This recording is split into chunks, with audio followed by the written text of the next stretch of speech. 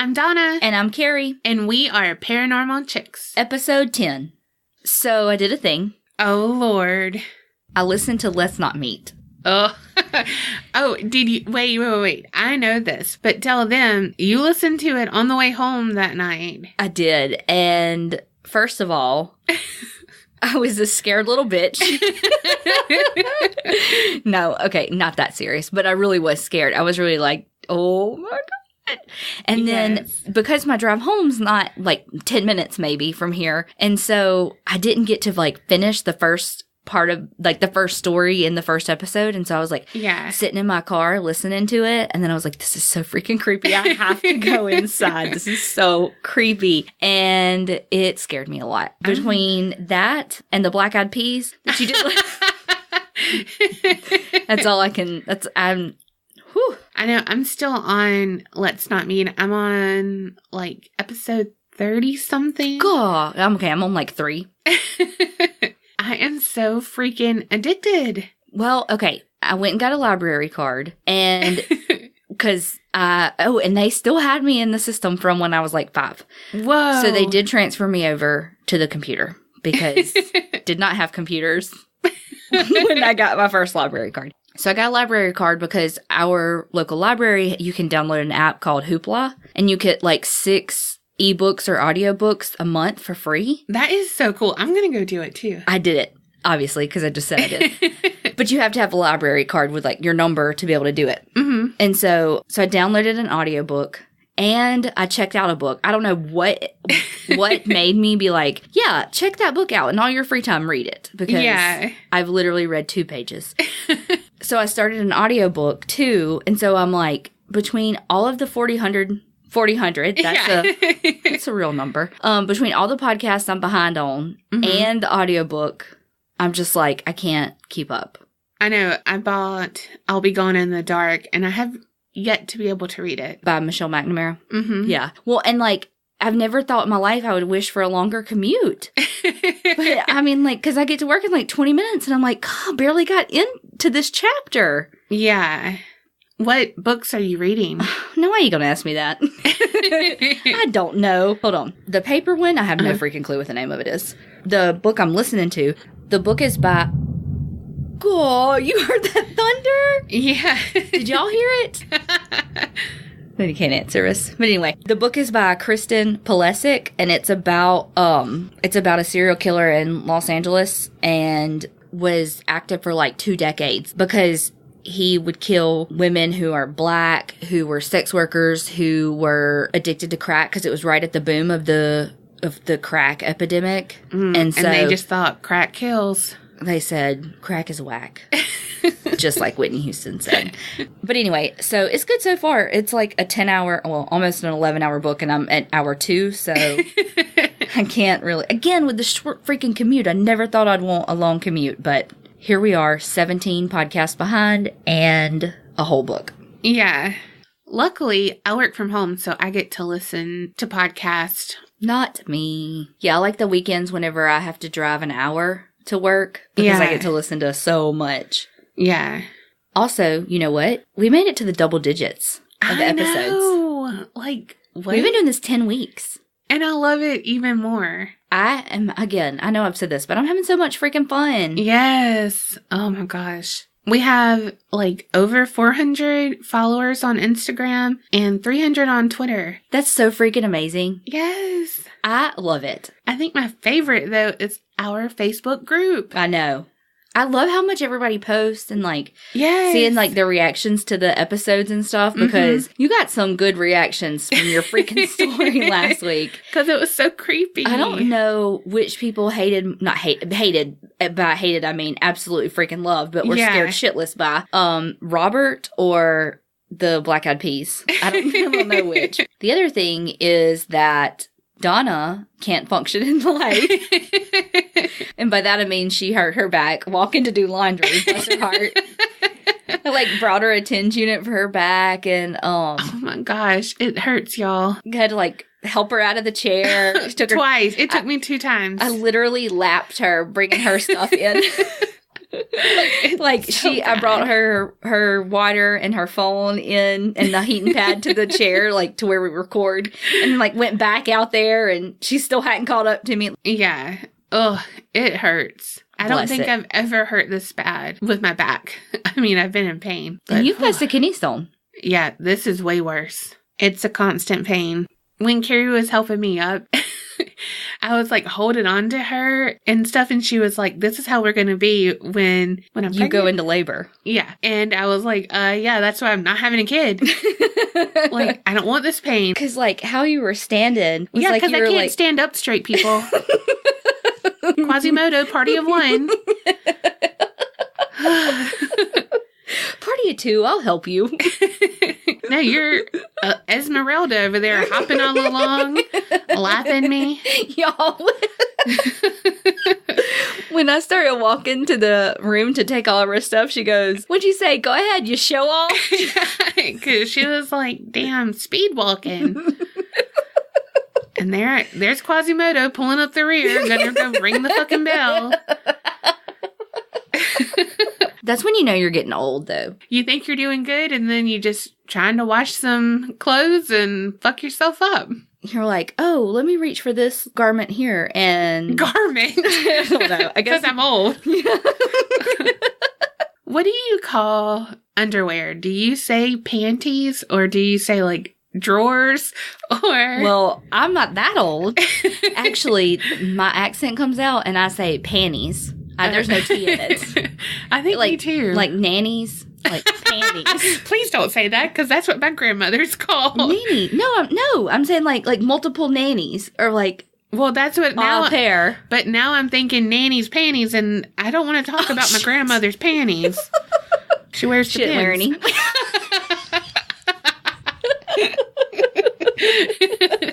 Hey, Lisa Rinna got a lot of fucking money for doing those Depends ads. Right?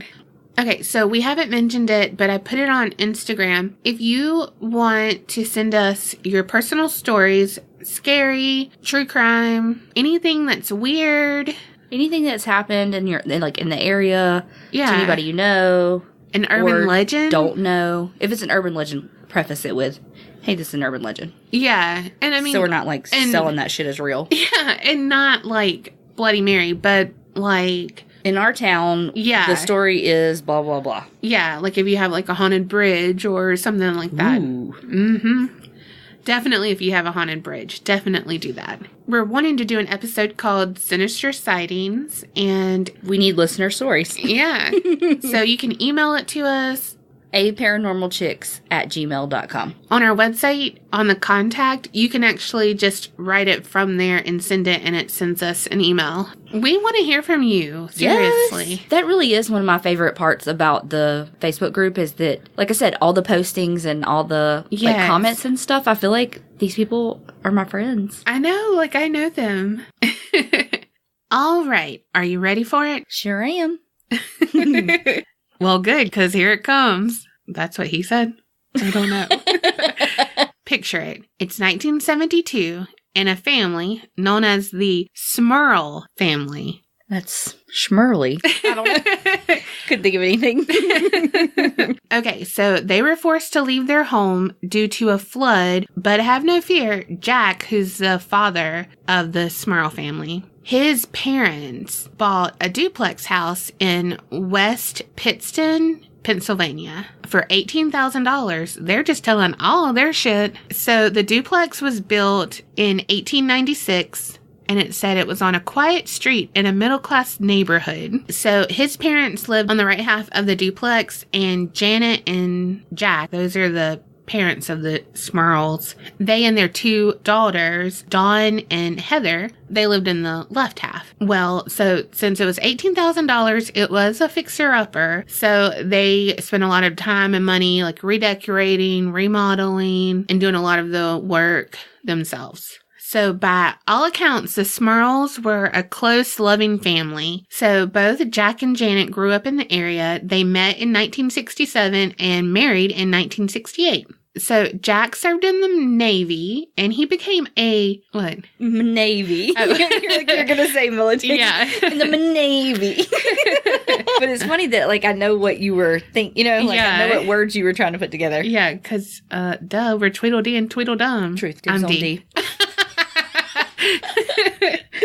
Oh, gosh. Okay. If y'all haven't seen that picture, it's on Instagram on the highlight, because we really were Tweedledee and Tweedledum for Halloween one year. That was, I think, one of my favorite costumes. I know. My mama helped us make it. She sure did. Those tutus took for fucking ever. When you're plus size, don't let them fool you. Those tutus take forever. And a lot of fucking tool. Yes. And it is not cheap. No. So back to the Smurls. Okay, so Jack served in the Navy, becoming a neuropsychiatric technician. They were both raised Catholic and had strong religious beliefs. And also everyone said that they enjoyed living with Jack's parents. Like, it wasn't a bad situation. They, they were just like a big Catholic family, and, you take care of the grandparents. Okay. So first 18 months, everything's going smoothly. But with all of my stories, cue the music maestro, dun dun dun. Well, I was about to dun dun dun, yo.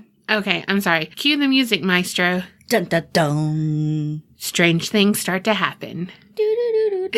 You're welcome. Low budget here, Pete. AKA no budget. Right? Okay. January 1974. They had just put new carpet down and freshly painted the ceilings. Next day, there was a stain on the carpet, like a moldy looking stain. Oh, hell no. Mm-hmm.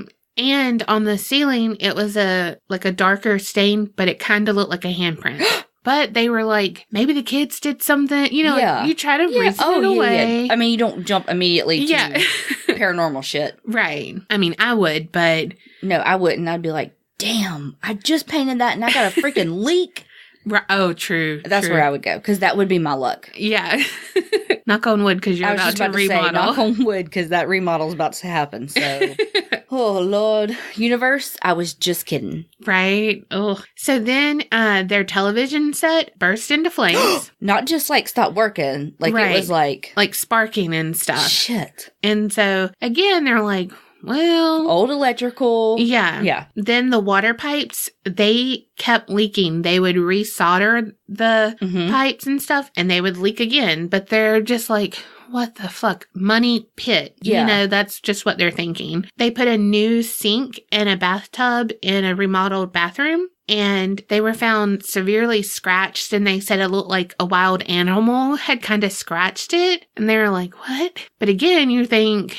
Well, and so they're like, did the kids do something? It said that the freshly painted woodwork in the bathroom also had the same scratches. Don't be scratching wood. Right? That shit's not cheap. No. Okay, so that was in 1974.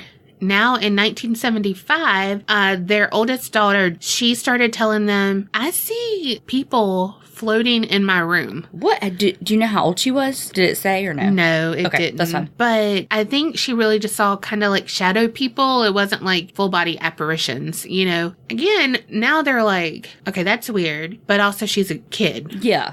Sixth Sense hadn't come out. They didn't know kids could see dead people. I know when you said, I can see, I was like, dead people in my head. And I was like, that's not where she's going. I mean, it's where she's going, but not what she's going to say.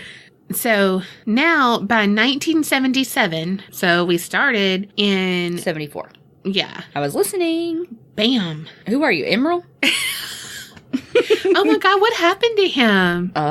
He still is a chef. He's just not like on everything. Well, but he has that restaurant in New Orleans, doesn't he? Yeah, but like everything was Emerald. Okay, so by 1977, the Smurl family, they started to be like, something spooky going on here. Like they were catching on to it. Yeah. Because now the toilets started flushing without anyone using them, which... That's very wasteful. Right?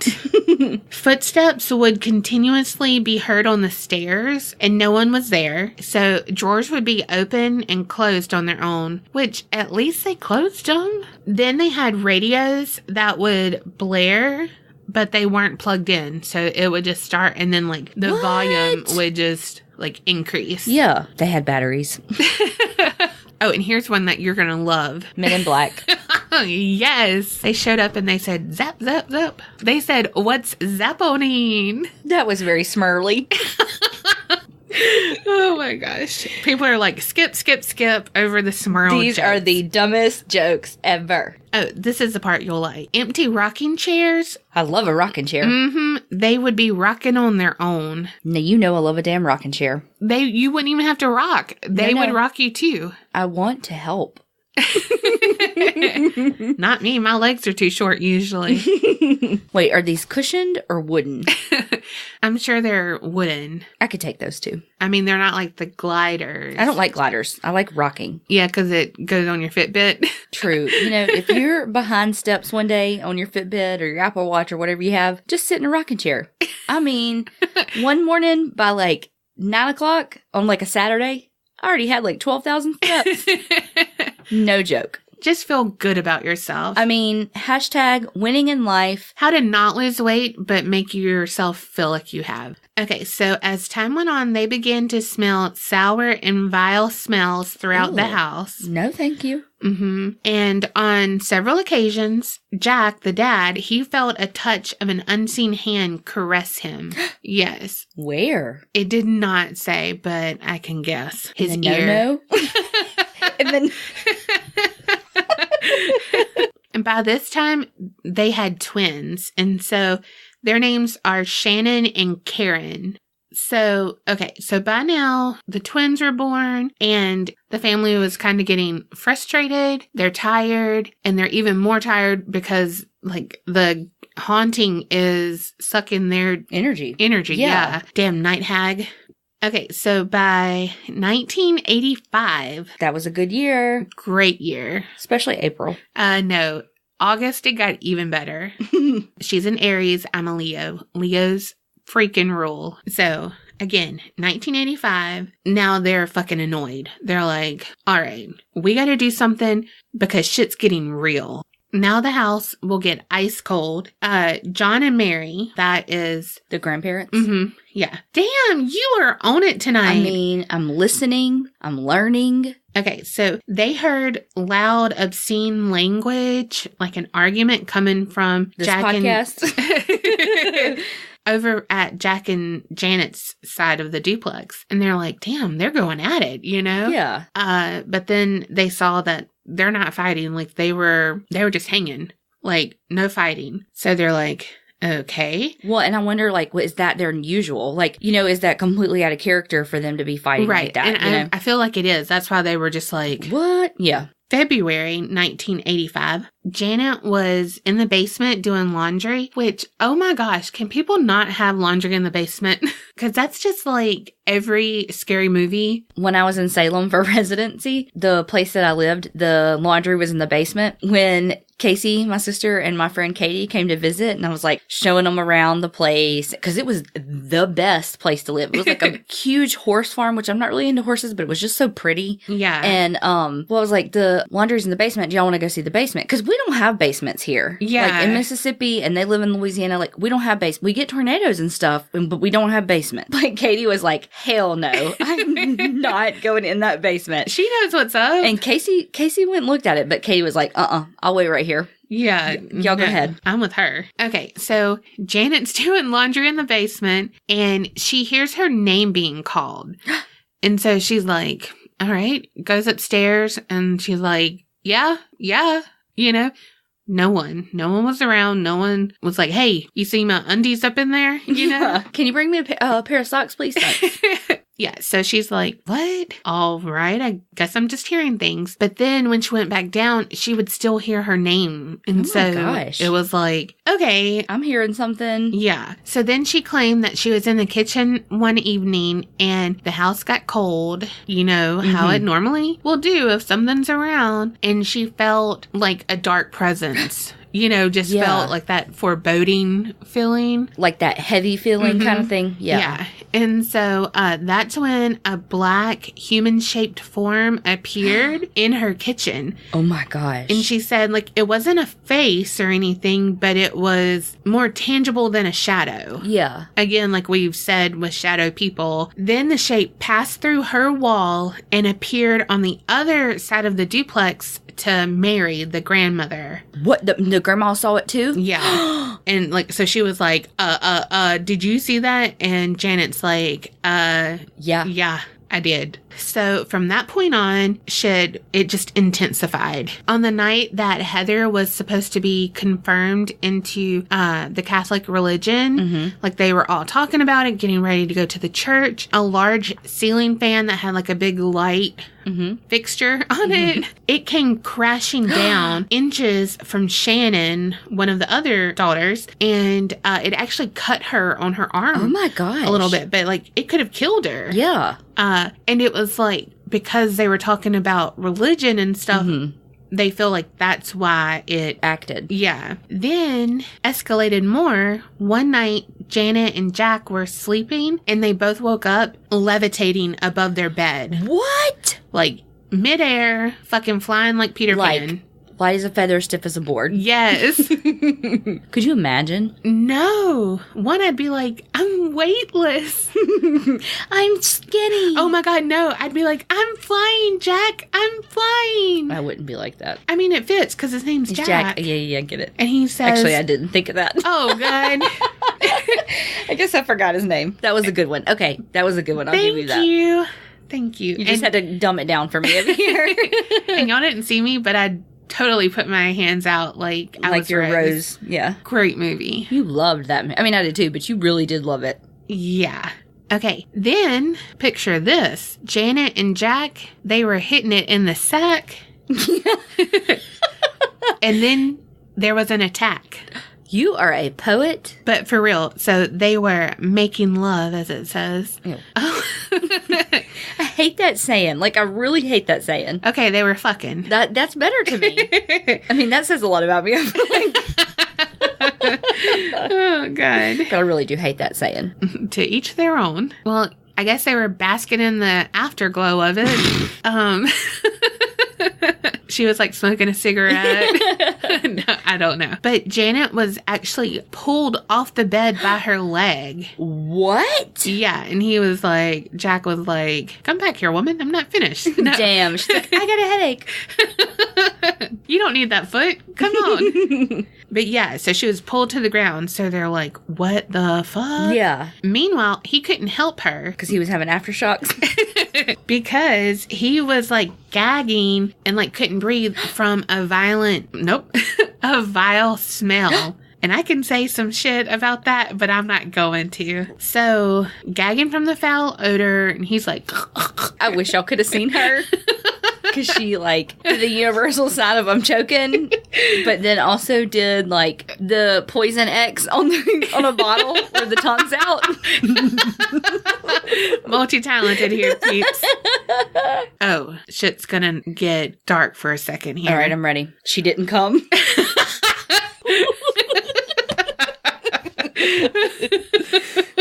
Not that dark. Okay. So the family had a dog. I knew you were going to go to the pet. God dang it. Told you it was sad. Leave the pets alone. I know. And what's worse, it was a German Shepherd. I love them with their ears and stuff. Oh my gosh. They're so smart. Yes. His name was Simon, was repeatedly picked up and thrown against the wall. No. It didn't say he died, so he survived, but... I know, but oh God. I know. I just can hear a little, yell. Whimper. Oh my God. Oh God. Okay, we gotta move on. I don't like it. Yeah. So at night, there would be scratching noises on the walls. Ooh. Mm-hmm. Like fingernails on a chalkboard. Yes. No, thank you. And it'd be everywhere in the house. Oh my gosh. Those poor kids were probably so terrified. Right? Then one night while Shannon was sleeping, she actually got tossed out of bed. Dang, they don't like her laying in that bed, do they? Well, this is a different person, but okay. This is the grandma. No, this is the daughter. Yes. The twin. Yes. Now you're just trying to make up for what you said. But she was actually like trying to pull her down the stairs. Yeah. It said that even the neighbors were not spared because when the family would be out, they'd have loud noises and lights kind of flashing in the windows and stuff. Like when the family wasn't there? Yeah. They would be out and it would be like loud commotion, but they had seen like everyone leave. Yeah. And they were pretty sympathetic to the Smurls, where, I mean, they got it. Yeah. It wasn't like they were calling the cops and like, loud shit's coming over there, like they knew. I was listening to an interview that Karen, one of the twins, did, and she said that sometimes even the spirits would follow the girls to sleepovers. Something would happen and like it wouldn't be huge, but something would move or something like that. And the parents of the sleepover people would be like, it's time to call your parents because you gotta go. Oh my God. But just because, I mean, it's connected to her and you don't know what's going on. Shit. I know. Poor kids. God. Yeah. Meanwhile, I was a kid calling my parents because I was homesick. Me too, girl. I did. I was bad when I was a kid. Dad, come pick me up. Aww. Crying. Well, usually my sleepovers were with Tiffany, and she lived like 3 houses down. So yeah. I'd just call and be like, watch me come home. And then we'd read Goosebumps, and everything was fine. Okay, so they reached out to the Catholic Church. We really can't do anything right now. Just didn't really want to get involved. So in the interview, Karen was like, so if you think about it, we didn't have the internet. Mm-hmm. It wasn't like, okay, ghost hunters. Yes. Luckily they had heard about Ed and Lorraine Warren. Oh, of the Pennsylvania Warrens? You don't know who Ed and Lorraine Warren are? No. Seriously? Seriously, I have no idea what you're talking about. I'm like flabbergasted. Okay, so Lorraine is a clairvoyant and Ed is like a demonologist. Annabelle, they have Annabelle. Like, they're the ones who came They have the real doll? They have the real doll locked up and it's like, do not open. Yeah. Holy fuck. Yeah, they've been in like all of the big cases and shit. What? That's why I'm like, I've never heard of these people. What? The Smurls were like, we're skeptical of these people, but we have nowhere else to turn. Mm-hmm. So they reached out, and so the Warrens came. They were accompanied by Rosemary. Don't know how to say her last name. Fruey? So, Rosemary was a registered nurse and a psychic. So they began the investigation by quizzing the Smurls about their religious beliefs, the happiness of their family life, if they had ever practiced Satanism or occultism, any kind of ism, if they've used a Ouija board. Okay, so they answered their questions, and they hadn't done any of the isms. Mm-hmm. Or the Ouija. Okay, so they walked throughout the house, just kind of scoping it out. They identified a bedroom closet as the crossover point between the two sides of the duplex. Like of the spirits? Mm-hmm. Okay. They said that they detected a presence of 4 evil spirits. Evil? Oh, God. Yeah. Well, I mean, duh, because they're pulling people downstairs. Yeah. But like, shit. 3 were minor, but the 4th was a demon. So they said 1 was a harmless elderly woman. 1 was young, possibly violent girl. 1 was a man who suffered and died in the home previously. And 1 was the demon that would use the other spirits to torment the Smurl family. Oh my gosh. Yeah. So they said without any evidence of family dysfunction, occult invitation, or tragedy, they could only surmise that the demon must have been dormant, probably for decades, and had arisen to draw on the emotional energy generated by the girl's entrance to puberty. So, what I have to say to this, can we stop blaming females and our fucking hormones for shit? I know we don't know how old the kids were when they moved in the house, but they were there like 10 years. Mm-hmm. So, all the shit that happened at the beginning... That could have been the okay spirits. Oh. But then the demon... Okay, which is why this stuff got worse and worse. Mm-hmm. Okay. But still, like, stop blaming females for shit. I know. We did not start... like serial killers. We did not, you know what I mean? They always blame us for everything. Yeah. Like, stop. Yeah. But you know what I mean? Like, I just read that and I was like, the fuck? Uh-huh. Like, fuck y'all. Yep. Okay, so the Warrens were like, all right, demon, we're going to fuck you over, get you to expose yourself. So they would play tapes of religious music, which was basically like nuns singing. And so then they would also say prayers. And he had like some religious relics that he would place out and like pray over. The demon was like, I see your relics and I raise you a fuck you. So he made the mirror start shaking on the wall and dresser drawers started coming out. Yeah. You know? And then on the mirror that was shaking, it gets like foggy. What does he write? And written is, you filthy bastard, get out of this house. And all I can think about is, keep the change, you filthy animal. Yeah.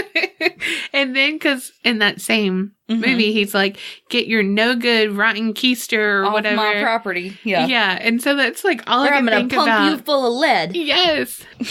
Oh my God. That really is one of my favorite movies. I know. But it just cracks me up because that's all I can think about. But so Ed was like, oh, moi? You're talking about me? Yeah, you. So Ed was like, I see your language. And when he just said filthy? Yeah. Well, he said bastard. Oh, yeah. Oh, God. I was like, I was adopted? Oh, my God. So Ed was like, all right, here's some holy water. So he, holy water everywhere. And he would start praying, like all of them join in. And that would stop the drawers and stop the mirror. So then when everything was calm, they're like, I think this is okay. There's no way it would be that easy. So situation got more serious. Right. Because you're going to be like, what the fuck? Jack, he's watching a baseball game in the living room. And he's like, swing, better. And someone's like, oh, I'll show you how to bat.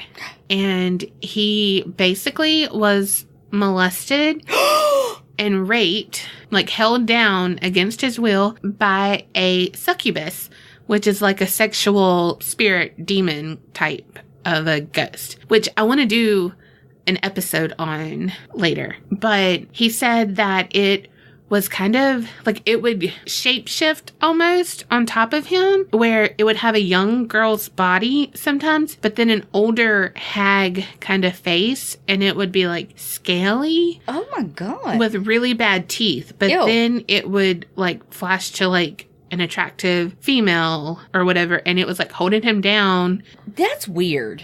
Yeah. That's a thing. You know all I can picture? Anna Nicole? No. Oh. Because she said that she had sex with Ghost. Did she? Yeah. And Nicole Smith? Yeah. Okay, what can you picture? Like, I remember did you ever watch the Hotel of American Horror Story? No. Well, there was like a black leather Oh, yeah. figure thing. Yeah, that I would watched have sex some of with it. them. And that was violent. But that's all I can think of. And I just think that's weird. Like, I just don't believe that. I don't know. Oh, I do. I believe that. That's weird to me. Because, I mean, like, if spirits can touch you and stuff. I don't know. That's weird. Well, we'll talk about it more when I cover it. And I'm going to be making this face the whole time. And then when you're proved wrong, I'll be like, in your face. I'll be like, suck this, succubus. Damn. It was a good alliteration. Thank you. Gained his composure probably after he finished. Just thought about, where does it go? Yeah, I don't know. Like, oops, I made a mess. He got a home run. So he started, he was able to grab a rosary, started saying the rosary. While he's doing that, then the, like, haggy thing, succubus, dragged him around by his feet around the living room. Well, at least they grabbed him by his feet. Right? They didn't want to have to use two hands. Damn. Then he was bit on the ear. Mike Tyson style. Damn. Yeah. They started to hear pig noises at night in the walls, and it said that that was a sign of serious demonic infestation. Oh, gosh. I'm like, oh, why does it have to be pigs? But it reminds me of Saw. Roanoke. Oh, yeah, Roanoke. Yeah. Pigman. But like Saw, because he would sometimes have a pig face on when he was in the little tricycle shit. Yeah. Oh, But okay, so pig noises are like oink oink. And then an incubus, which is the male version. Of a succubus? Yeah. Because they go in. And the other one sucks. Damn. We just broke it down. I mean, we are figuring shit out. Paranormal chicks, investigate and discover. Investigation, discovery. Damn. Now that's full circle. You're welcome. But okay, so Janet was molested by the incubus. One night, Jack was sleeping and he saw like a black mass on her, and then it like went down her legs. Oh. Yeah. Oh, along with the pig noises, they would hear blood-curdling screams all hours of the night. Mm-mm. Yes. Can you just be quiet because I need my sleep? Sound machine on. Screams off. Yeah. I mean, who am I kidding? I would probably sleep through the screams. Mm-hmm. Like, first night, I'd be like, oh, fuck, I can't. Then I'd be like, oh, background music. Right. But okay, something I thought was, like, funny but not funny was that Janet and Jack were viciously tickled. I'm just like, I'm gonna get you. I'm the tickle monster.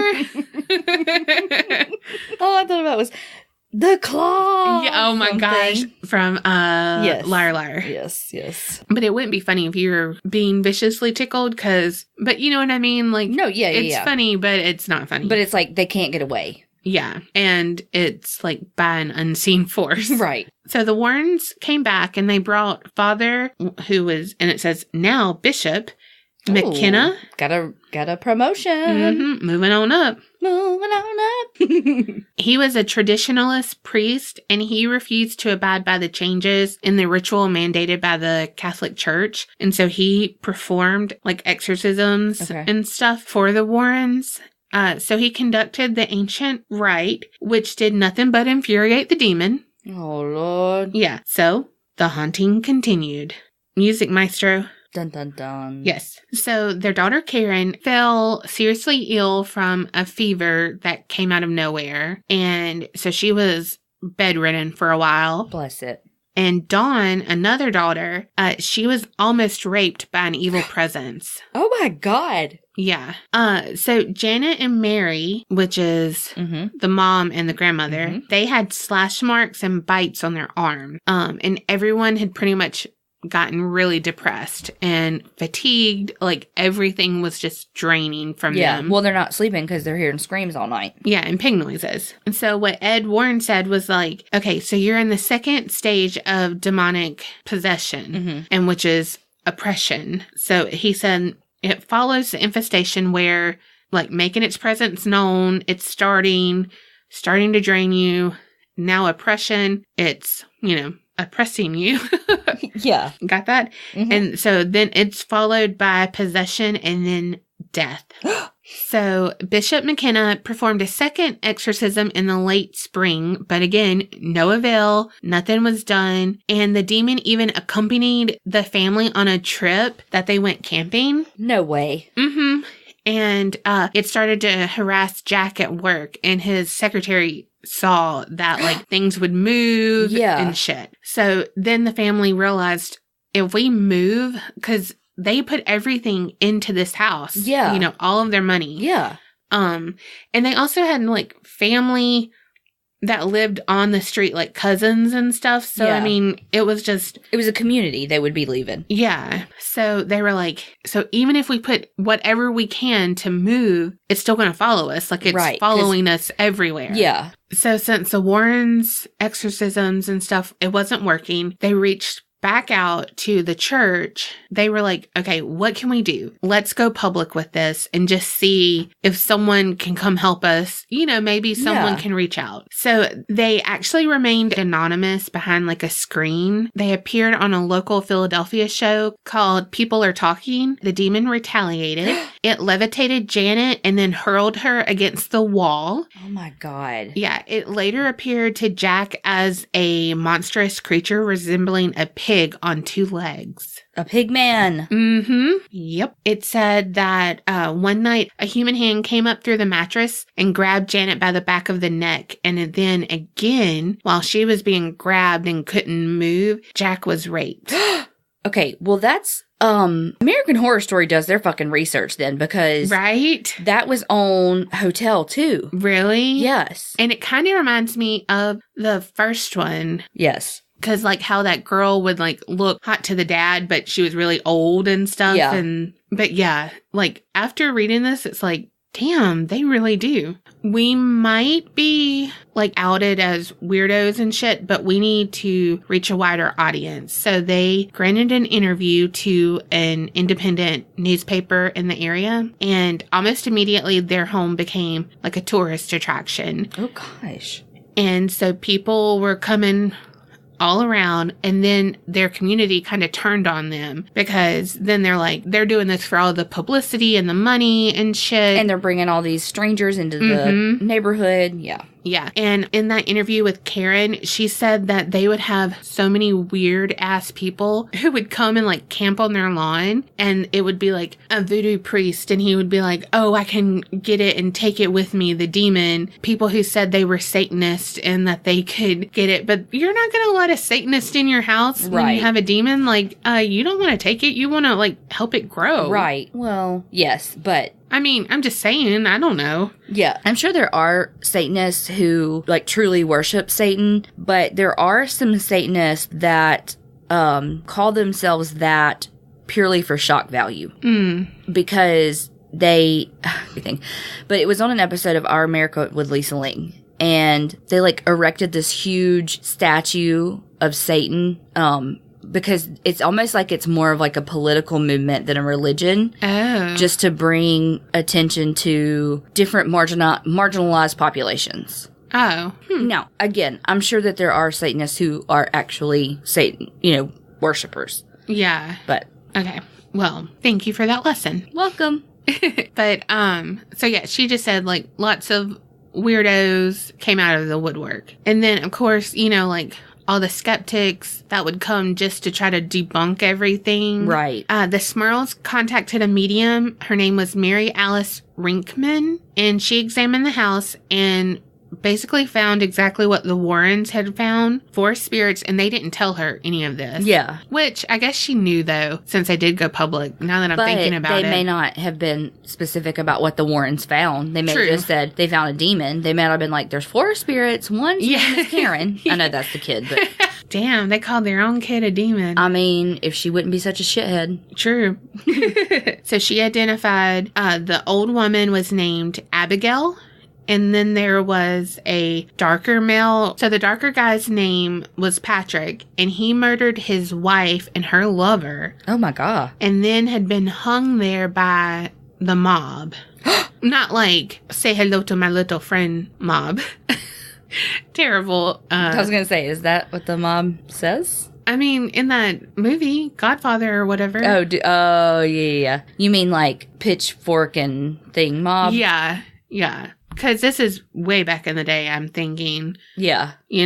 She could not identify the 3rd spirit of the girl who could be violent. Yeah. But the 4th was a powerful demon. So then, like, with all the press coverage and all of these findings, it finally pushed the Scranton Diocese to where they had to do something.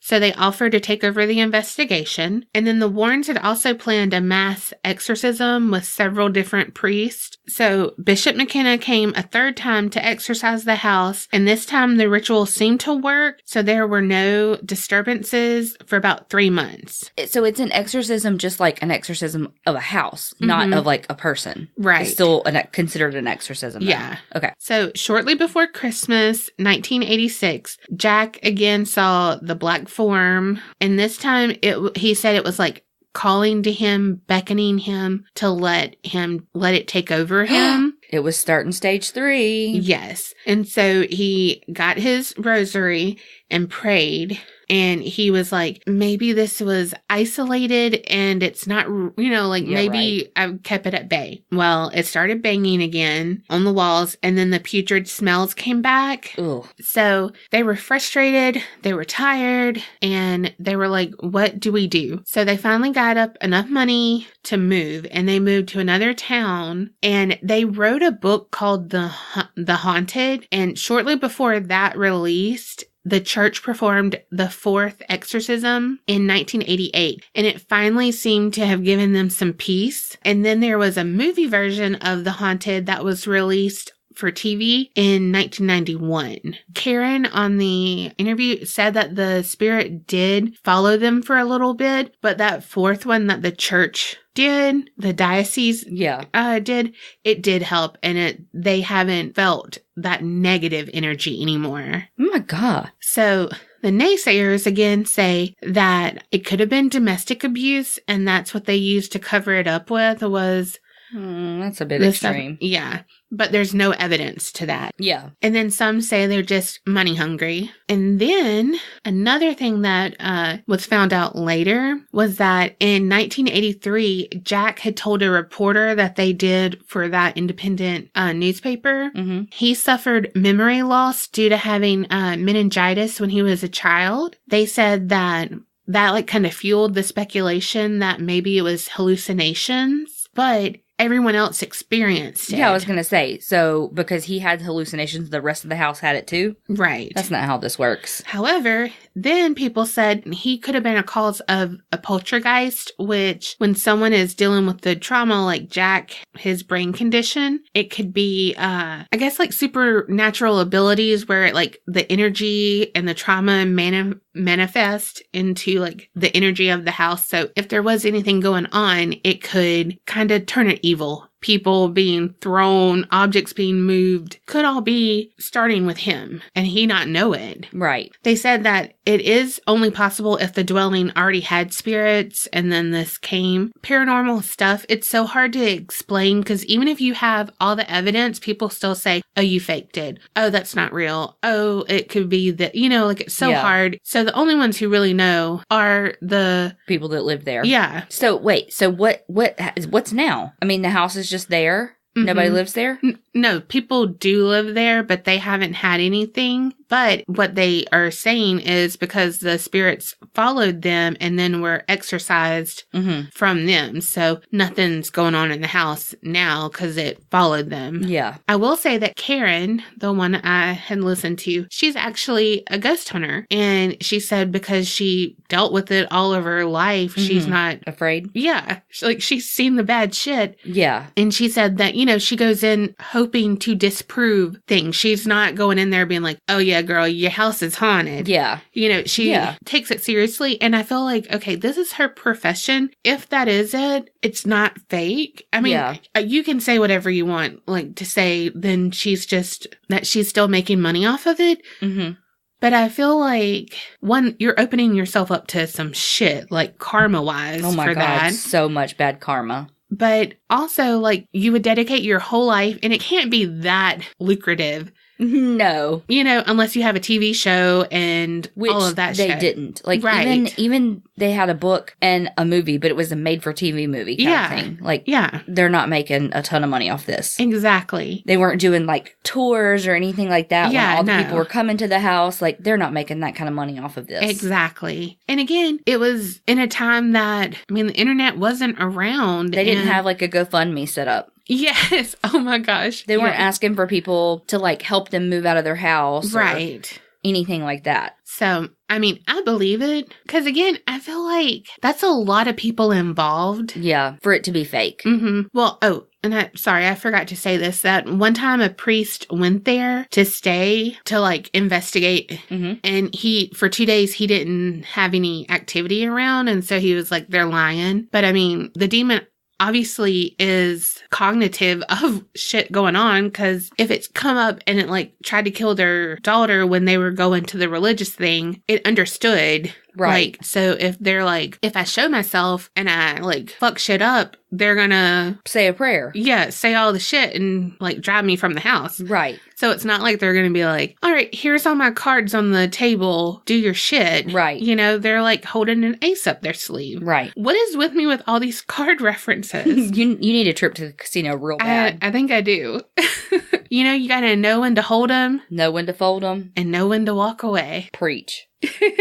So that is the Smurl family. I'm kind of torn about, like, if I believe it or not. I definitely believe the house was haunted, and probably even with the 4, like... spirits? Yeah. You just don't believe the incubus and succubus thing? Right. It's probably just because you don't know all about it. But, I mean, if you think about it, if you believe in ghosts and you believe that they can touch you, that they can possess you, you know, I mean, it's not like he's, like, jerking off in the corner, like, getting ready to mount her. I don't know. But I really do want to go more in depth into incubus and succubus in future episode. I wonder if the band Incubus, is that what they meant? Probably. I think that was my first concert, actually. Incubus. Mine too. No, it wasn't. No, you never saw Incubus. I didn't. My mama wouldn't let me go. In New Orleans. Mm-hmm. She didn't trust me with the dude driving. Yeah. My mom didn't know. Cat's out of the bag. Sorry, Mom. She don't listen. I mean, that's a good thing. Yes. But we're glad y'all listen. Absolutely. So I'm going quasi-local again tonight. Ooh. Not really. It's in Baton Rouge. Oh, well, Louisiana. That's still 4 hours away. Not at all. 2. 2? Yeah. Okay. Donna's really good at geography. So, for those not from the area, Baton Rouge is in Louisiana. It's actually the capital. It's where Louisiana State University is, LSU. Boo. Go Tigers. Boo. Clearly, I'm a Tigers fan and she's not. Yeah, because I have taste. We're also going to really test out my Louisiana knowledge with these pronunciations of some of them. Awesome. Okay. I am doing serial killer Derrick Todd Lee. Ever heard of him? No. I hadn't either. My sister Kelly told me to do this one. Derrick Todd Lee was born November 5th, 1968 in St. Francisville, Louisiana to Samuel Ruth and Florence Lee. Very cool. Wait. Florence was my grandma's name, which is why I don't know why I effed up the pronunciation. But her last name was Lee. Who's her? Florence. Yes. We'll get there. Okay. I think. So Samuel Ruth, who is Derrick's father, left not long after Derrick was born. And so I think that's why his name's Lee. His last name's Lee. Like on his birth certificate? Well, I don't know. I didn't call up county office and say, can you send me the birth certificate of old Derrick Todd Lee? I know a good researcher would have. By all accounts, though, it was pretty good that his father left because he had some sort of mental illness. I didn't ever see what kind of mental illness. He was charged with attempted murder of his ex-wife. But anyway, he ended up in a mental institution. So Florence remarried to Coleman Barrow, and it's so funny that one article I saw was like, he was a responsible man that raised Derrick and his sisters as his own, and that they were taught the importance of education and to follow the teachings of the Bible. Meanwhile, another piece of research that I found said that his stepfather was just like very abusive to them, just like beat the shit out of them. And that, I mean, he could still be all those things and do all those things. I mean, spare the rod, spoil the child, right? Isn't that in the Bible? So, like I said, his stepfather beat him and I think his sisters too. And then his mom didn't do anything about it. So he was almost borderline being diagnosed with an intellectual disability because his IQ, when he was tested as a child, ranged from like 70 to 75, and anything below a 70 is considered an intellectual disability. And in a lot of these, this is my soapbox for a minute. So a lot of these articles still said mental retardation instead of intellectual disability. And so that's my soapbox. Mental retardation is not a thing. It's not a diagnosis. It's an ugly word. It's an intellectual disability. And soapbox stepping off. Okay. Don't trip. So because his IQ ranged from like 70 to 75-ish, he was actually placed in special education classes at school and was really like tormented and ridiculed by his peers. And so, of course, they would call him the R word. But he even sucked his thumb and like called his teacher mama. And then, Lord. Yeah. So he actually too would torture his dog and his dog's puppies. I know. No. I didn't see how he did it because I also didn't want to look into that. Yes. Oh my gosh. And then one thing I saw said that he actually wet his bed until pretty late through like elementary and stuff. Of course, I can't find it right now. I hate him. I know. Why do people hurt dogs? When he was 11, he was caught peeping into the windows of girls in his neighborhood. Ew. I know. And then when he was 13, he was arrested for burglary and then like kind of started being known to the local police. Yeah. Just for like voyeurism. And then when he was 13, he was, in addition to the burglary, he was also arrested for vandalizing a candy store. And I'm like, why would you mess up a candy? Like, give me all the candy. Right? Don't mess it up. Also, when he was 13, he attacked a woman in front of his mom because the woman accused him of peeping. Then, when he was 16, get this. I could not find hardly anything on this, but when he was, hey, on your birthday, 85. Oh my God. Anyway, okay, when he was 16, this is serious. Be controlled. He was arrested for second-degree murder. What? But then, like, was released. Literally, that's all I could find. 2 things saying that when he was 16, he was arrested for second-degree murder and was released. Whoa. Yeah. And so, on my birthday? On the actual date of your birth. Like that, like... That is so crazy. 8885. Do y'all want her social security number? Because now you know her middle name, you know? Then, while he was 16, he set fire to his own car to get the insurance money. What? Yeah. I mean, he's a hustler. I know. So, at 17, he was arrested again for being, a peeping Tom. Oh my gosh. And he had dropped out of high school. He only had, I think, a 10th grade education because school was really hard for him, with his borderline intellectual disability. He really struggled in school. And so he dropped out, I think, in 10th grade. So even though he had dropped out and he was having all of these arrests, he still never had to go to juvenile detention or anything. Wow. Like, he always got away with it. When he was 19, he was arrested for attempted burglary, but the charges were later reduced to unauthorized entry. Then later, like 2 months after that, he got married. What? I know. To Jacqueline Denise Sims. Well, he stole her heart. I mean, he stole a lot of things. And they had a son who they named Derrick Todd Lee Jr. And original. Right. And then a daughter named Doris Lee. She didn't get a middle name. She's not going to be a serial killer. So while they were married, he had a hard time holding down a job. Number one, because he was in and out of jail because he kept getting arrested for like harassing people or the peeping Tom, all those kind of little things. How could you be married to someone who's like a peeping Tom? Wait, there's more.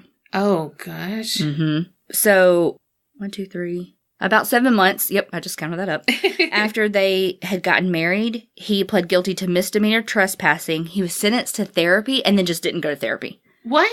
And, this is where this is my problem with the justice system, is that, so you have this person being arrested all these times, and I'm not saying that someone should go to jail for life for freaking being a peeping Tom, but we do know that that is typically a gateway drug. Yeah. For worse behavior. You know what I mean? It's usually the start of something more serious, like rape, murder, stalking, those types of things. So it's those types of little bitty petty crimes need to be taken more seriously because ultimately the people he's peeping on, they are violated. That is violating them in their home when they should feel secure. Yeah.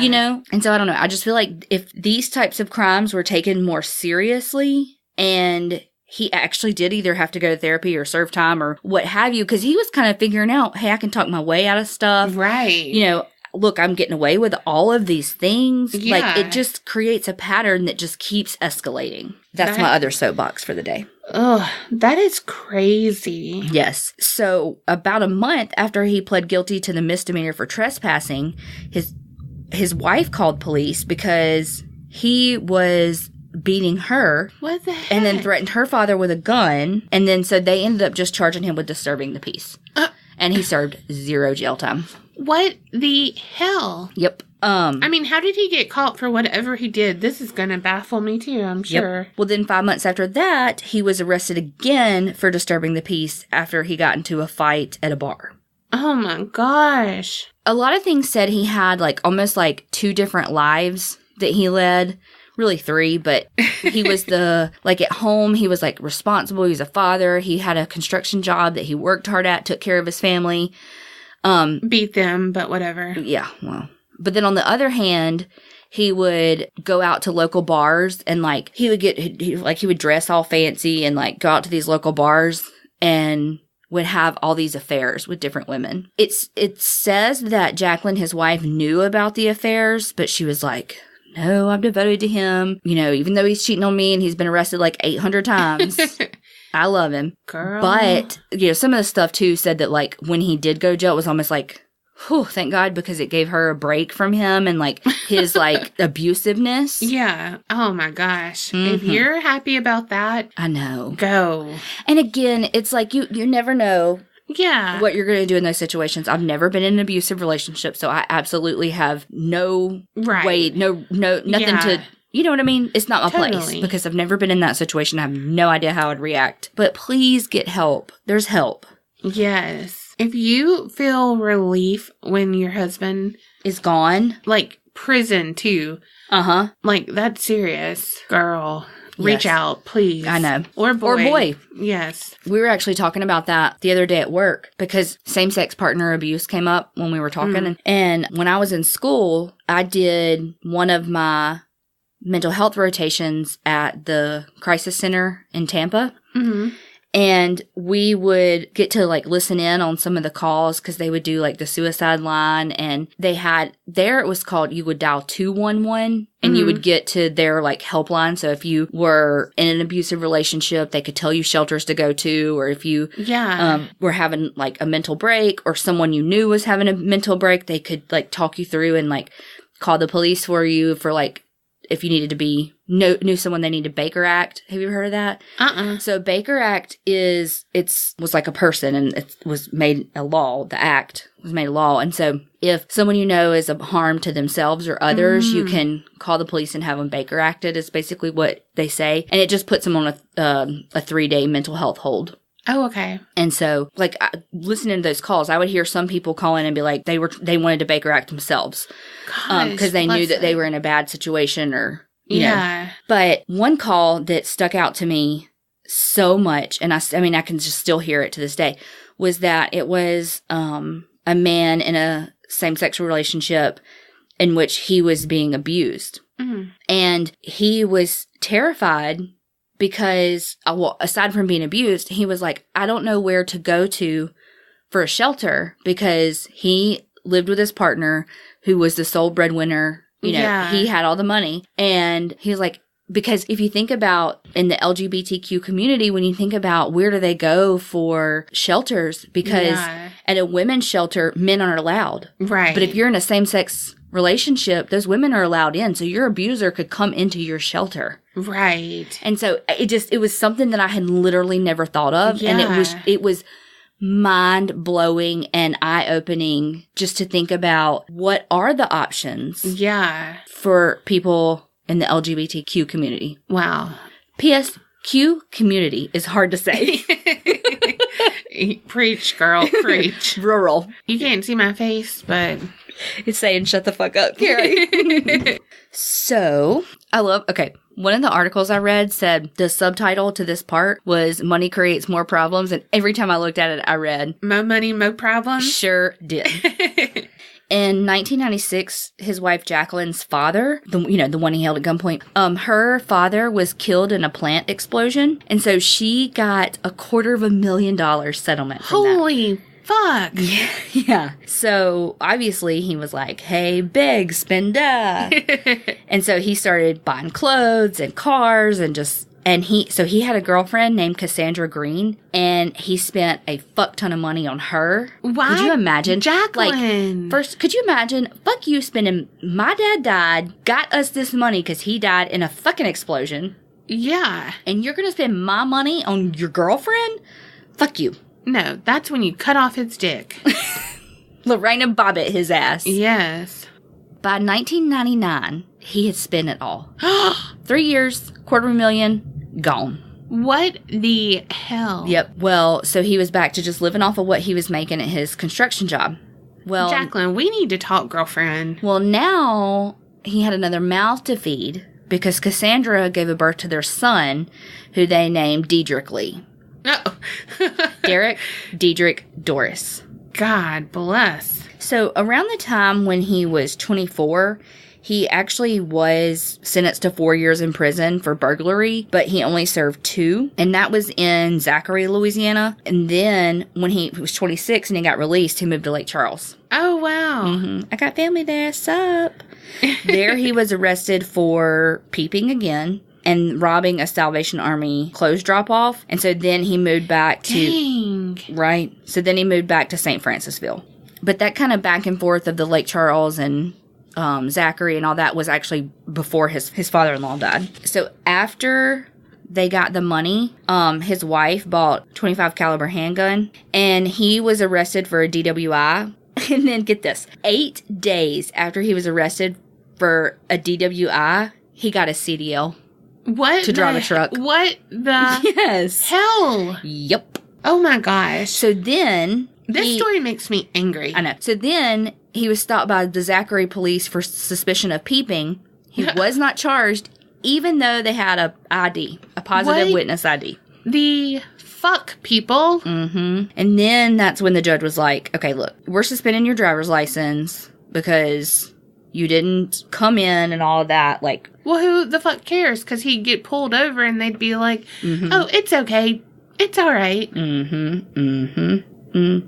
So, again, I mean, like, I feel like I could, like, every year or two say he was arrested for this peeping, and then he received probation, and then he was arrested for peeping again. Like, just know that weaved in through all of this is a bunch of little, like, crimes. Yeah. So now we're going to June 1999. Colette Walker, she is 36, and she lived in St. Francisville, Louisiana, which is where Derrick's from.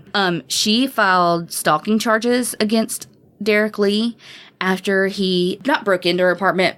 One thing says, like, muscled his way in. So she opened the door and he, like, kind of just forced himself in that way. So it wasn't like he was, like, picking her lock, but he did force himself in. And he was trying to convince her that they should date. And I know. But she kind of was able to get him out of the apartment right then. But he left his phone number with her and was like, you need to give me a call.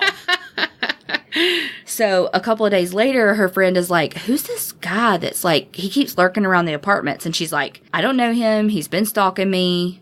Like, fuck that. Yeah. So then later she caught him like peeping in through her windows. And so she called the police. So he took a plea bargain for that and received probation. And even though they were like, cause she had the, like the stalking charges, and I think she had a protective order against him. Like, they were like, so don't go back around Colette. And he was like, okay. When he got out, he tried to go back, but she was like deuces and moved.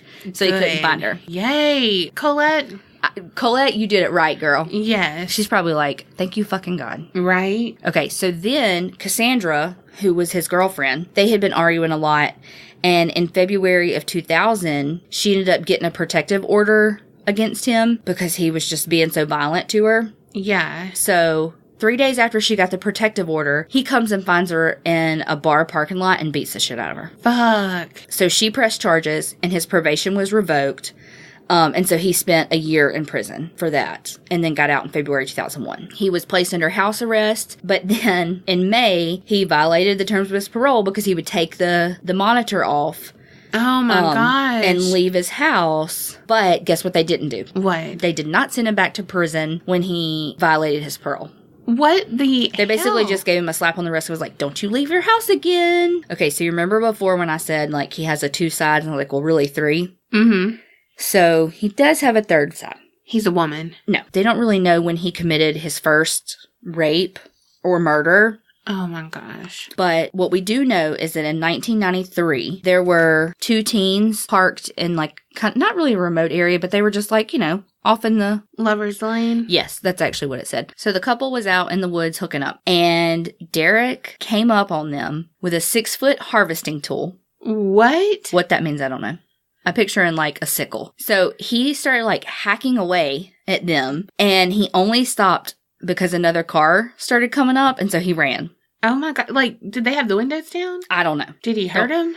Don't know. All I know is that he survived. Oh, okay. Well, that's good. Good research, Carrie. I mean, it's not just, episode 10, something kind of big. Well, we're also on page 3 of 10. So True. This would be another 17-hour episode if I did every single little detail. I left so much out of Ed Kemper. Like, legit, you could do an entire season on Ed Kemper. Yeah, I know. I ended up having to cut 2 of my stories because it was going to be like 2 hours and 40 minutes. Yeah, it was a long episode, but it was good. Anyway, so they survived, and 6 years later, the girl, Michelle Chapman, remember her, she picked him out of a lineup as the attacker. That reminds me of the guy with the hook hand or whatever, that urban legend, Lover's Lane, and he would... Interesting. Oh, a hook hand, and then, like, they would hear scraping or something, and then, like, it would be, like, a hook on the door or some kind of stupid shit like that. So, Derrick Lee's, like, raping/killing spree would last another 10 years. 10 years? There's reasons. Wait, okay. When was that? Keep those wheels turning. Because I know what you're thinking. Okay. On September 24th, 2001, Gina Wilson Green, she was 41, a nurse and an office manager for Home Infusion Networks. Well, he just doesn't discriminate. He's like young teens. Oh, yeah. 41-year-old. Which is why he was so hard to catch. Mm-hmm. Because his age spans. One of the reasons.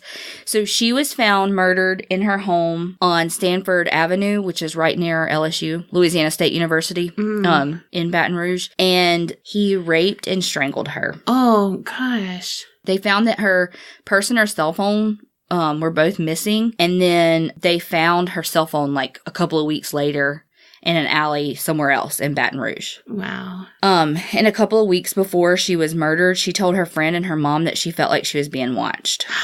Yeah. Oh, gosh. This is backing up a little bit, but on April 18th, 1998, Randy Merrier, or Merrier, depending on where you live, but I imagine it's Merrier in Baton Rouge.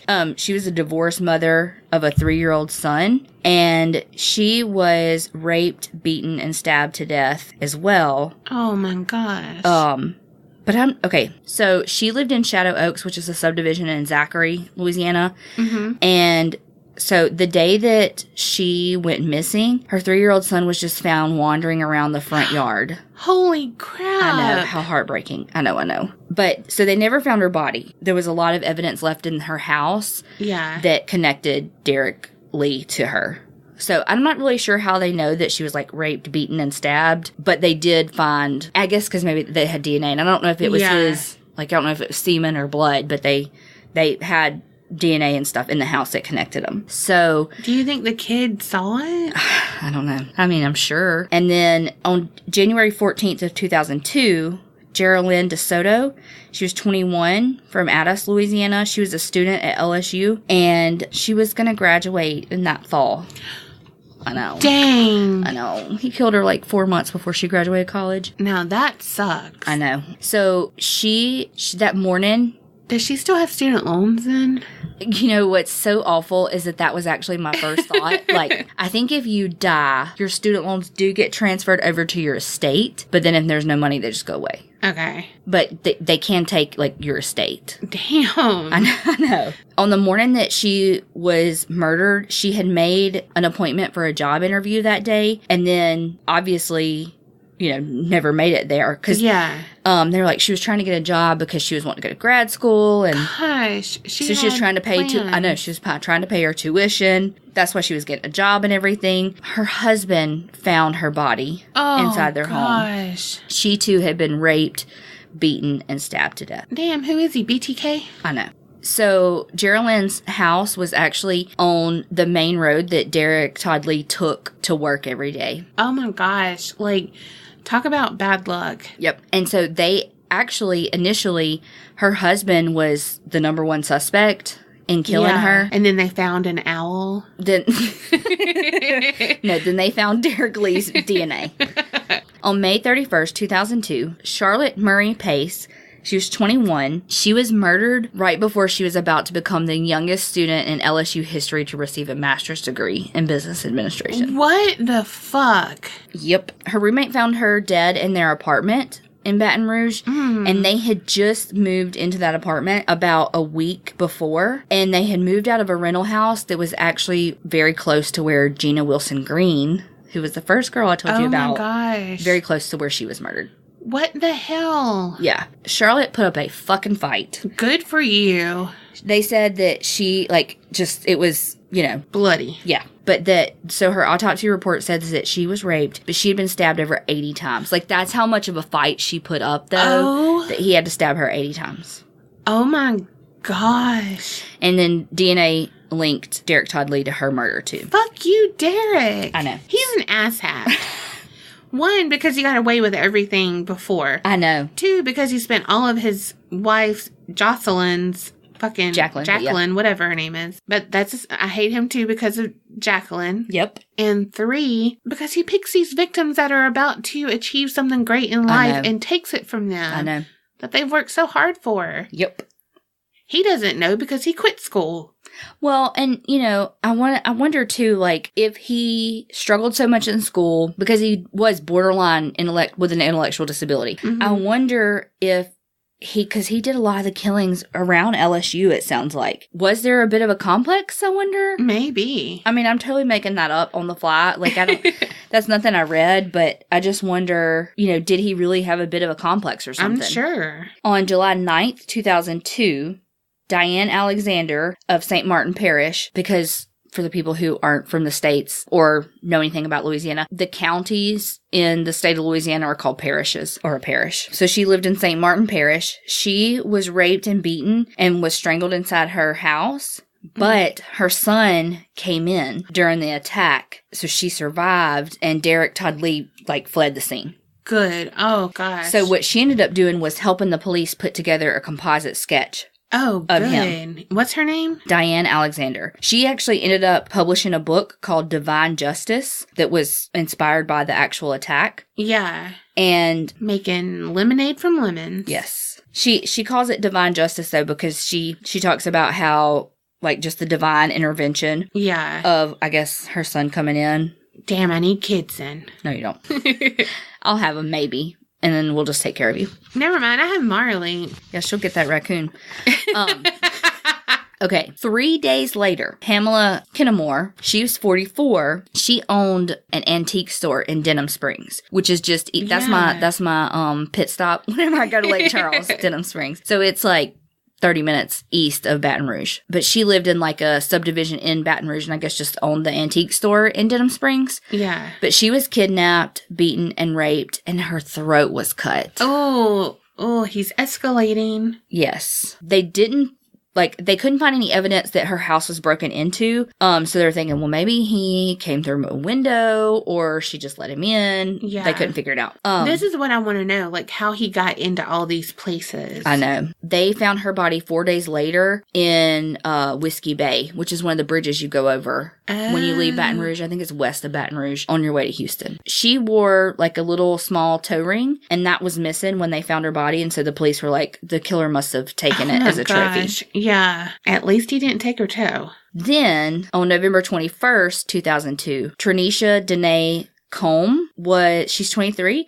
She was from Lafayette. So her mother, this one's really sad. Oh, I mean, they're all really sad. Yeah. They really are all really sad. But Trenisha's mother had just passed. Oh, gosh. And he kidnapped her from her mom's burial site. What the fuck? Yep. Her body was found 3 days later, 20 miles from where her car was found in Scott, Louisiana, and she had been raped and beaten to death. Oh my gosh. I hate this fucker. Yep. The DNA there was DNA that was later linked to Derrick Lee. That is a sick son of a bitch. Yep. Then a low down motherfucker. Sorry. No, you're good. You got more? No. March 3rd of 2003, Carrie Lynn Yoder was living in Baton Rouge when she was kidnapped from her LSU apartment, beaten, raped, and strangled to death. Oh my gosh. So they found her body 10 days later in Whiskey Bay as well. But, it was decomposing and all. But unlike Pam's body, because that was the other one that was found, Carrie's body had been, carefully placed and strike that reverse. Pam's body was like kind of carefully placed, hidden behind the bushes and stuff, whereas Carrie's body, like, it looked like he just tossed her from the bridge. DNA, again, linked him to the crime. So those are the known victims. So now we're going to talk about the possible victims because, again, remember I said, like, they don't actually know when his murder started and when they ended? Connie Warner of Zachary, Louisiana. She was bludgeoned to death with a hammer, and her body was found about 10 days later on September 2nd near Capitol Lakes in Baton Rouge. Wow. They couldn't find any evidence to link her, like with the DNA evidence, to link her to Derrick Lee, but this happened 1 year before those teens were attacked that we know he did. And so we're like, well, because apparently I was part of this. They're like, well, that probably wasn't his first to attack two people. Right. You know, like, I feel like that's kind of brazen to attack two people. Yeah. And so clearly he's done this before. Right. But here's the kicker. So those teens were attacked right behind Connie's house, and Connie lived right next to the victim in 1998, Randy Merrier. Oh my gosh. So it was like all these people kind of lived and were intertwined, and so it's like, no, he probably really did kill Connie Warner then. Yeah. Kind of in between Connie Warner and Randy Merrier was another possible victim. Oh, shit. I don't know if you're ready for this. She's like smiling all... Because you're going to shit your pants. June 13th, 1997... Eugenie Boisfontaine. Oh my fucking fuck. Is that where you were going earlier in your head when you were like, wait, when was this? Yes. Yeah. So for those of you who are like, why in the fuck is Donna freaking out? If you didn't watch The Killing Fields, it was originally on A&E, I think, right? Mm-hmm. And then Discovery picked it up, and it was on Investigation Discovery for 2 more seasons, I think.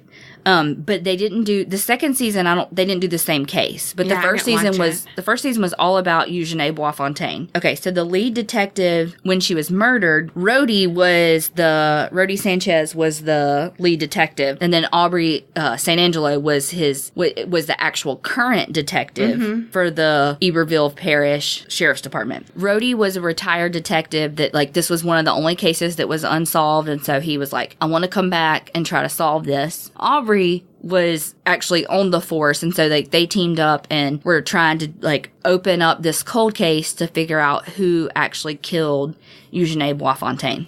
And Aubrey was hot. H-O. Shout out, Aubrey. If you're single, looking to mingle. I love a man in uniform. Oh, for real. And I love a man with a Cajun accent. Mm-hmm. And... marry me. When it came out, when they said the name, weren't you like, what the fuck is that name? And you rewound it so you could see it on subtitles, and it was like, yeah, it's spelled like Eugenia. Yeah. And I was like saying Eugenia in my head. Yeah. And because I saw, like, me too, case, though. I mean, I'm not like... And what they were saying, I was like, what the fuck is, like, I don't know those words.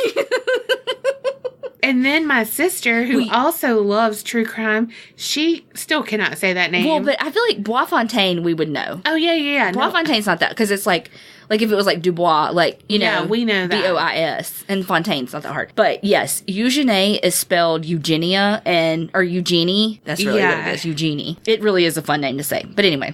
I mean, sorry that she died, but I am so glad I learned her name. And she was young, too. Mm-hmm. So Eugenie lived on Stanford Avenue near LSU. So if you will recall... bleep, bleep, bleep, bleep, bleep. That Charlotte Pace, she was, like, had just moved from that house. Yeah. On Stanford Avenue, which was...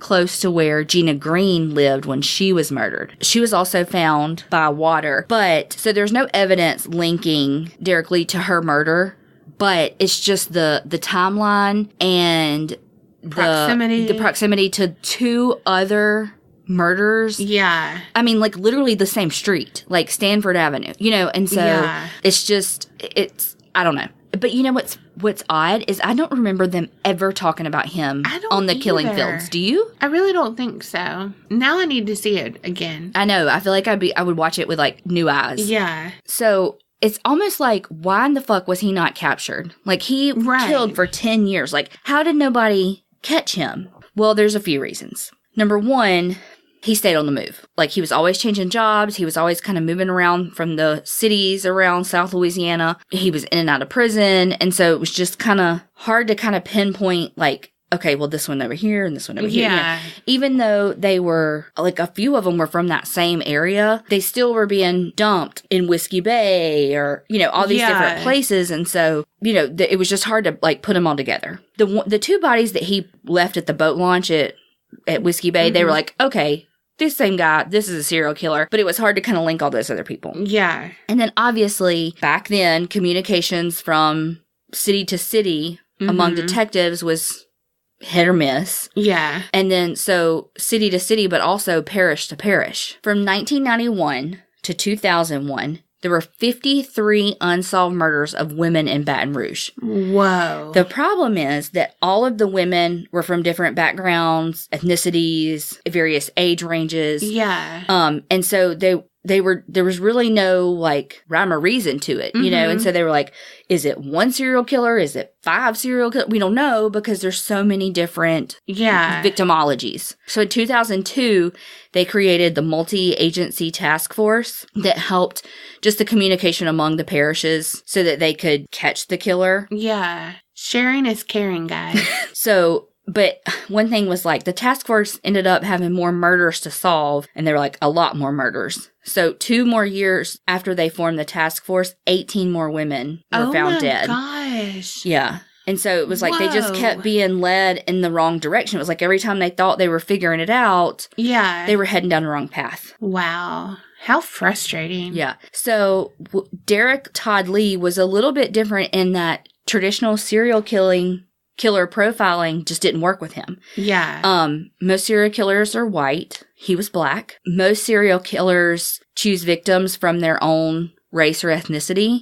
He killed both black and white women. Yeah, he didn't care. He didn't. He wasn't like an opportunistic criminal, but he didn't have preference, it seems. Right. And then he also, like, a lot of serial killers will have, like, kind of like their signature, maybe like a way in which they kill someone or, they leave a smiley face at the scene or whatever, whatever. And none of these murders had that. The only thing that he did that, like, really fit the mold of a serial killer was that he kept some trinkets from his victim, like the toe ring, like the driver's license, stuff like that. So when we're kind of going back to that 2002, when the task force was created, they released a composite sketch of who they thought was the serial killer. And it was of a white man with, like, this long face and nose, long hair. And so they got a bunch of tips from that. But it wasn't until 2003 when they released a sketch that looked more like Derrick Todd Lee. I was like, what's his name?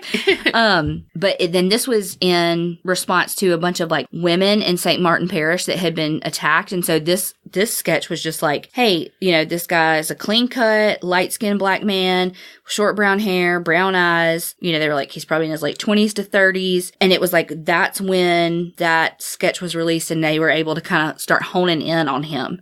And so then they got DNA and they were able to connect him to all of these, different murders. And they were like, okay, yeah, you know what? He actually looks like the new, like this sketch. Yeah. When they got his sample for his DNA, they, like, did a rush job on it. So, like, in a couple of weeks, they had that his DNA matched samples taken from Yoder, Green, Pace, Kennemore, and Combe. So 5 of those 7 that we talked about, there were DNA samples. So he and his family fled from Louisiana the day that he gave his DNA, because he gave it voluntarily. So they fled to Atlanta. And it was like the day after his DNA was like, oh, it matched. They called him, like, that day in Atlanta. Like, he was not hard to find. Yeah. Good job fleeing. You didn't get very far. He had to go to the Coke Museum. Oh, that's funny. Okay, so in August 2004, he was found guilty of murder in the 2nd degree for Geraldine DeSoto and was sentenced to life in prison without parole. And then in October of 2004, he was found guilty for the rape and murder of Charlotte Murray Pace and was sentenced to death by lethal injection. In 2008, the Louisiana Supreme Court held up his conviction and sentenced to death. So while he was on death row, he was in Angola, Louisiana State Penitentiary, which, if you have ever watched, which, like, down here, Angola's known, like, you don't fucking go to Angola. Like, Like, you know how you hear about Rikers? Down here we hear about Angola. Yeah. And so you should catch that on an episode of Lockup if you watch that show, because they do like a stint in Angola and you don't fuck with that prison. So anyway, while he was there, January 21st, 2006, he was transported to Lane Memorial Hospital in Zachary, and he died like of natural causes, like heart disease, natural causes, when he was 47. So he was never put to death. God took care of it. Yes. Back to the urban legend thing that you were mentioning when you were like, the hook man. Yeah. Okay. This isn't the hook thing, but there is an urban legend attached to him. Whoa. So in 2003, you're going to shit when I tell you this urban legend because we just talked about it the other day. Oh my gosh. They said that what he would do was he had taped sounds of a crying baby at the door. Yes. That would like lure the victims out. Yeah, I'll tell you why she's making that face that y'all can't see in a second. So, and then Criminal Minds did 2 episodes in season 3 about like a serial killer that lured women out with the sounds of a crying baby. He made Criminal Minds. Well, so according to Snopes, it's all an urban legend that like Lee didn't do that, and that like no serial killer has actually done that. Oh. But I don't know. But the reason why that was so like I was like, oh my God, I have to include that is because the other day, like this was like episode 2 maybe or 3. Donna came over to my house because she has the worst internet on the fucking planet, and so she came over to my house so we could upload the episode, and there was this, I don't know, cat outside. Oh I think it was a cat. And it wasn't the first time I heard it, so I wasn't terrified. So there was this cat outside that was whining, and it sounded like there was a baby at my door. Like, legit, a baby. And I told Donna, I was like, I heard that the other day, and I was like, I'm not fucking going out there. I've heard of serial killers, like, luring women outside with the sound of a baby crying at their doorstep, and so I was like, we're not fucking opening that door. I'm pretty sure it's a cat, because it's the second time I've heard it. But we're not opening that door. Because I don't have a cat. Like, we have a dog on the inside. Like, I've never had an outside animal in my life. And so we were like, Donna was like, holy fuck. When she heard it, she's like, that sounds just like a baby. And I was like, I know. You know, that's why. I made Carrie watch as I went out to the car that night. Yes. Well, and you know what I said too when I texted Donna the other night after listening to Let's Not Meet, I was like, if that fucking cat was underneath my carport again, like doing that crying sound, because it's under a carport too, so it was just like echoey. Oh my God. I was like, so I would have creepy. shit my pants if that cat would have been in my carport when I got home listening from Let's Not Meet. But yeah, so I was like, oh my God, funny that you said urban legend. Yes. And then holy fuck that we had just talked about this urban legend because I thought it was real. So crazy. I know. So that's Derrick Lee. Oh my gosh. Well, I hate him. He's a fuckface. Legit. Mm-hmm. I want to go back now and watch season 1 of The Killing Fields. Girl, me too. Well, because then I'm trying to think about all the people. I know, and it's been so long since I've watched that season that I'm like, shit, I don't remember anything. Yeah. I mean, I remember a couple of people like watching them bring people in and interview in, but it was so long ago. I mean, it's 21 years ago now. So it's so frustrating watching that though. Like I don't know how people do cold cases because all the places that they went just were so different and just having to find the same people who worked at that bar that she went to. Or they're dead now. And it's like, just now, I mean, if you didn't know anything else, just knowing that she lived on the same street that Charlotte Pace had just moved from, who also like Gina Green lived there too, and so it's like there's just too many coincidences. And coincidences usually don't happen in murder. I learned that from Murder Chose Me on ID. I love that. Yes. But he says that like when he's about to do interviews or whatever, and he's like, you know, there's no coincidences in murder. But yeah, so that's Derrick Todd Lee. Wow. The serial killer from Baton Rouge. I had no idea. Me neither. You know, there's technically, like, a quasi-active serial killer in Jennings, Louisiana right now, too. Really? It's been going on since, I think, right before I moved to Houston. Whoa. So, like, 2009-ish. I want to say it's 12 or 13 girls that have gone missing. Oh, my gosh. And they are all sex workers. And so there's really like no trace of them. We just know that they're missing. And whoa. So Jennings is about 30 minutes east of Lake Charles and about an hour west of Baton Rouge. So it's kind of in that area too, because it's really only about 30 or 45 minutes from Whiskey Bay where he dumped. Yeah. But anyway, so there, I think it's 13 women. That is so scary. But there's a billboard right when you get into Jennings. It's like, have you seen us, or do you have any information? That's like all their faces. That is so sad. It's really sad. But it's just crazy, like the shit that people can do now in forensics to catch killers, and it's like, how do serial killers get away with it? Right. Like at this day and age, like when you can use the mass spectrometer and like be like, that's a fiber from a carpet made at Angola by inmate 413. You know, like, I mean, like they know so freaking much now, but it's like, still in this day and age, people get away with it. It's mind blowing. Because they keep evolving too. True. I was just thinking about like people and just how scary it is to be taken, like, oh my gosh, or whatever. And let's not meet. God, he rules my life. Andy, you own me. But he was talking about the story, and it was this girl. I don't know what episode, so sorry, Andy. Yeah. And I'm not sorry for you, because you won't remember this by the time you get there to that episode. But she was playing with her puppy outside, and this guy came up, got out of his car, and was like, "Hey, that's my dog." And she's like, "No, it's my dog." No, that's my dog. Look, come here. I have a picture. I can show you that it's my dog. And she, like, thank God this little girl was like, "No. Yeah. Like, I don't want that." And then her brother saw it and, like, came out and was like, "What the fuck's going on?" Yeah. You know, and he left. He left. Oh my gosh. But it's like, how fucking smart, though. Yes. Like, on the spot, hey, she's a puppy. Played with the dog.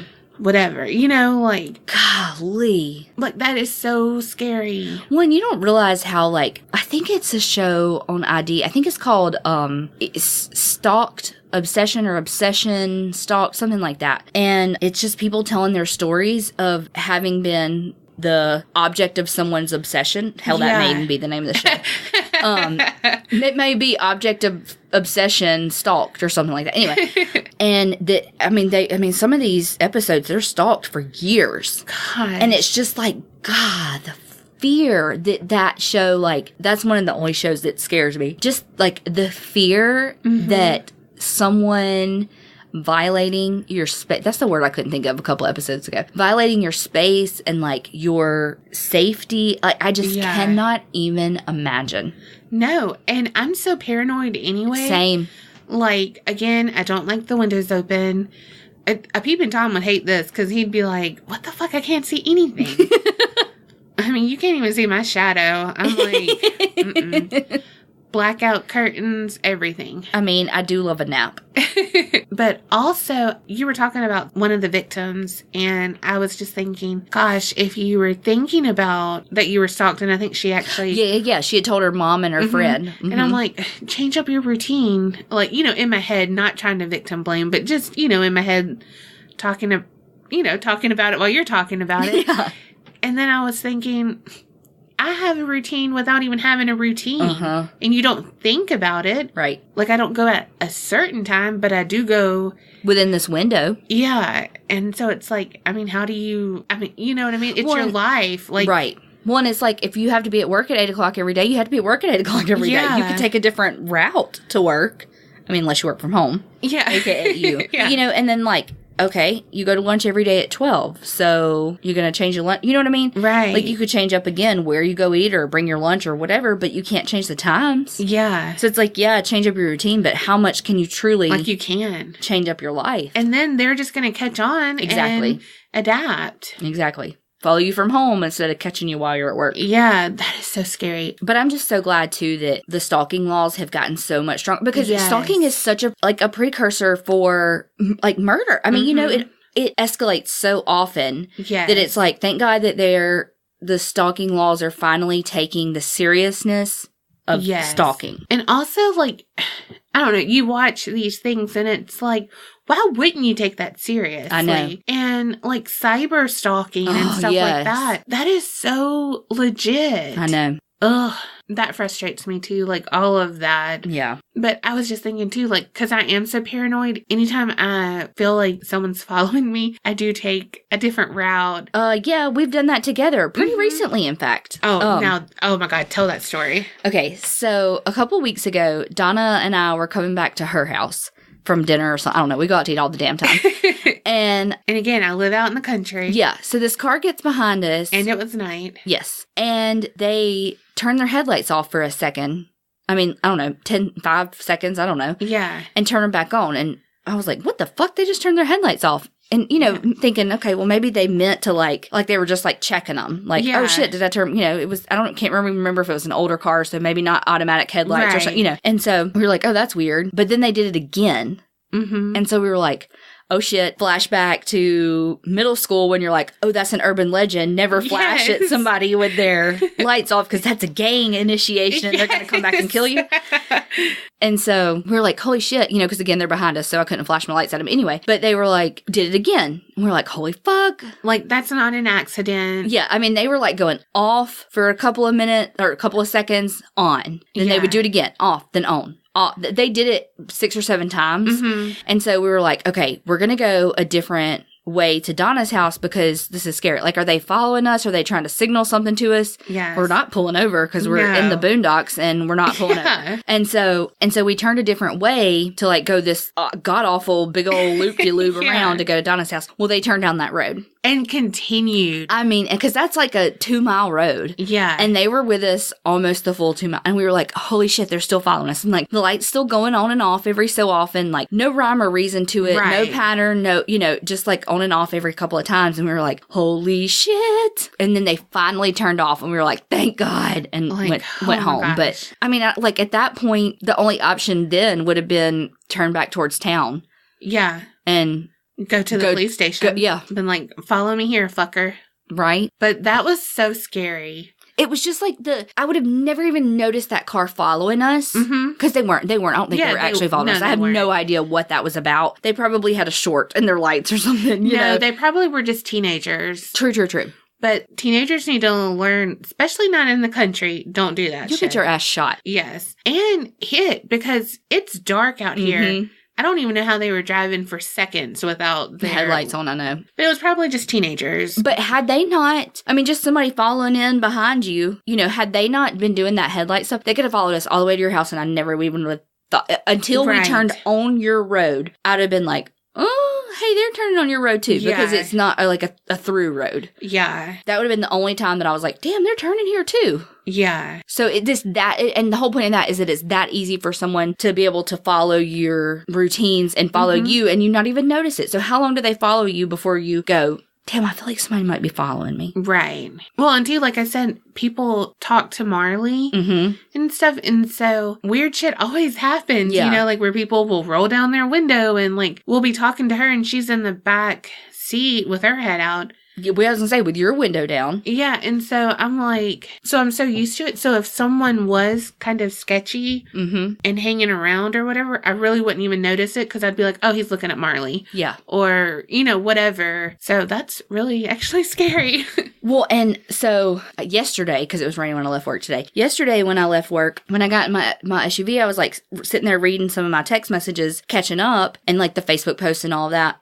And I saw one of my coworkers walk into his car on my left, and like I turned and looked at him, but I was still reading the messages, and I turned to my right, and one of my coworkers was like standing in my window looking at me, and I was like, shit! Like I jumped. It scared the shit out of me. Because he was parked beside me. He was getting in his truck, so he was like, she's not paying attention to me. Let me be obnoxious. But it was funny. Completely, like he could have broken that window. You know what I mean? Yeah. Completely oblivious. Saw the guy on my left, but not him. And he was closer. Oh my gosh. So, what are the things we learned this week? One, Eugenie Boisfontaine is the funnest name to say. Everyone say it with us. No. Yeah, I know. I really like saying that name. Eugenie Boisfontaine. And I love their accent when they say it. Which is what I just tried to do, but I don't know if it came across. No, it didn't. Eugenie Boisfontaine. No. No, still no. Whatever. Everybody in Louisiana is like, God. Okay. Number 2, don't fuck a ghost. I mean, unless they're good. I mean, if you're hard up. A girl's got to do what a girl's got to do. Right? I don't know, though. They do kind of stick around. True. Can you please stop making noise? Go away. You know, I mean, yeah. Okay, maybe not. So we're back to don't fuck a ghost. Yeah. I mean, they're not even, like, leaving their toothbrush over. They're, like... not leaving, period. Yeah. They're the kind that's like, let's watch a movie afterward. I just want to cuddle. Oh, Netflix has a new show. Let's binge it. Let's not. Let's get a pizza. Let's have you go home. Mm-hmm. I mean, order the pizza, but then you leave. Make sure you get me a side of cheesy bread, too. And garlic sauce. Cinnasticks. Extra icing. Number 3, I think fits both of them. Okay. Don't make assumptions. Yes. Because with Derrick Todd Lee, they didn't catch him for so long because they used what they knew of serial killer profiling. They thought he was white. They thought he was like multiple people because he didn't kill within his race. You know, all of these things. And so which I know that there's a science to it and it's never exact, but they just made assumptions about the number of killers and all of that. And he just kind of like debunked all of that, you know? Right. He did not fit the mold. Mm-hmm. And so it's like, okay, if you're not catching it based on somebody not fitting the mold, move on. Yeah. Figure out something different. I really do think he killed Eugene Boisfontaine, though. Yeah. I really do. So, Rhodey, call me up. Aubrey, call me really up. Call me up. Slide right into my DMs, Aubrey. Slide into something else with me. The Smurls. I feel like a lot of assumptions were made about who they are and what they were going through. Yeah. Well, I mean, if you just think about it, what do you spell with assume? You make an ass out of you and me? Yep. And it's what do you get when you assume?